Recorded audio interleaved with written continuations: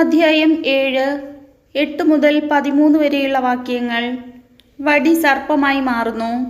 കർത്താവ് മോശയോടും അഹറോനോടും പറഞ്ഞു, ഫറവോ നിങ്ങളോട് ഒരടയാളം ആവശ്യപ്പെടുന്ന പക്ഷം നീ അഹറോനോട് നിന്റെ വടിയെടുത്ത് ഫറവോയുടെ മുൻപിലിടുക എന്ന് പറയണം.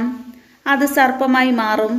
മോശയും അഹറോനും ഫറവോയുടെ അടുക്കൽ ചെന്ന് കർത്താവ് കൽപ്പിച്ചതുപോലെ പ്രവർത്തിച്ചു. അഹറോൻ വടി ഫറവോയുടെയും സേവകരുടെയും മുൻപിലിട്ടു. അത് സർപ്പമായി.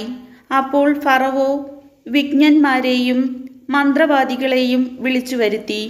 തങ്ങളുടെ മാന്ത്രിക വിദ്യയാൽ ഈജിപ്തിലെ മന്ത്രവാദികളും അപ്രകാരം ചെയ്തു.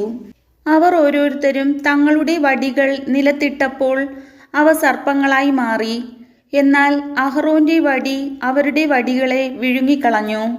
കർത്താവ് പറഞ്ഞതുപോലെ ഫറവോയുടെ ഹൃദയം കഠിനമായി. അവൻ അവരുടെ വാക്കു കേട്ടില്ല. കർത്താവിൻ്റെ വചനം.